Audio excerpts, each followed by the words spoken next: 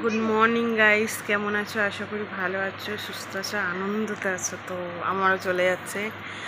আমাদের বাড়ি একটা নতুন সদস্য এসছে, তো তার সাথে তোমাদেরকে আলাপ করিয়ে দিতে চাই আমি। আর আমি অনেক দিন পর এরকম রিয়েল ক্যামেরাতে এসেছি। আর এই যেখানে দেখো খুশির আজকে স্কুল ছুটি, আর আজকে বার হচ্ছে শনিবার। তো চলো তোমাদেরকে ওই গেস্টটার সাথে আলাপ করিয়ে দিই।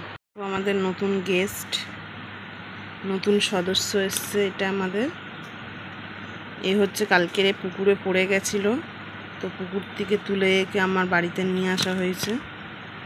আমরা যেই পুকুরে স্নান করি, জামা প্যান্ট কাচি, সেই পুকুরেও কালকেরে উঠতে গিয়ে পড়ে গেছিলো।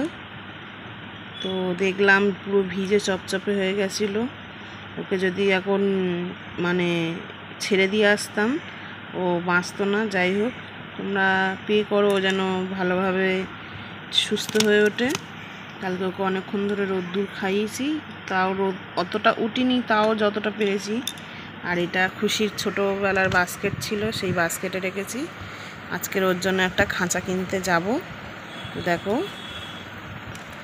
ওর নাম কি দেবো তোমরা একটু গেস্ট করো। আমরা একটা নাম ভেবে রেখেছি, গঙ্গা, কিন্তু ওর নাম কি দেবো একটু তোমরা বলো।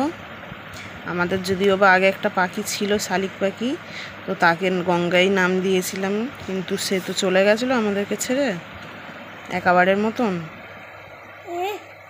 তো দেখো আমি ওর গায়ে হাত দিচ্ছি, কিন্তু হাঁ করছে না। কিন্তু খুশি যদি গালে হাত দেয়, কিংবা তোমাদের দাদা ভাই যদি গালে হাত দিচ্ছে, তখন ওই কামড়িয়ে দেয়। দেখো ওই দেখো আদর খাচ্ছে, দেখো।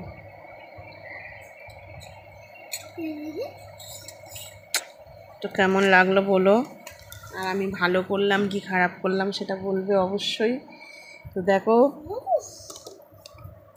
এই দেখো, ওকে সকালবেলা ছাতু খাইয়েছি।